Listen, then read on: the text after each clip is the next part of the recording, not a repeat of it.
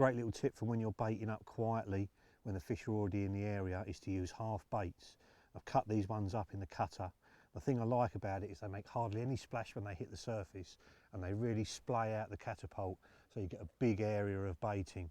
And I've used this to really good effect in the UK when we've been baiting up and there's been fish in the area. It's been very shallow water, and when it's been weedy as well, these flutter down and settle really well in the weed. So if you're baiting up like I am from the adjacent margin, or you're fishing close in, or you're baiting up from a boat and you want to spread the bait out, have some whole ones and some halves as well, that is a brilliant way to bait up. And the other good thing about these halves is they don't roll in the river. Now, a lot of river anglers, and they're using these all the time now, because they find their way into little cracks and crevices and they don't roll down with the current. So let's put a few pouchfuls out, see if we can draw these fish back in again. What I've basically done is put the float out at the very start of the session, walked round here and lined it up with something on the far bank. Unfortunately, it lines up with a life buoy over there, a nice orange life buoy to aim at.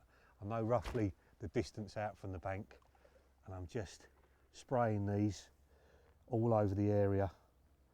And if you do this in your own fishing, every time you get a bite, if you put a few more handfuls of chops out, you can really create competitive feeding, because the fish are drawn in by the sound of the bait, and it's not too startling for them. It's almost like particle fishing with boilies, and you can get really good results on this by just keeping the bait going in. A lot of people, especially on holiday venues, they bait up once a day and that's it. And the fish come in, eat most of the bait almost straight away, and they're sitting there with no bait all day. So every time you get a bite, put a few more chops in the swim, and you can turn a good week into a brilliant one.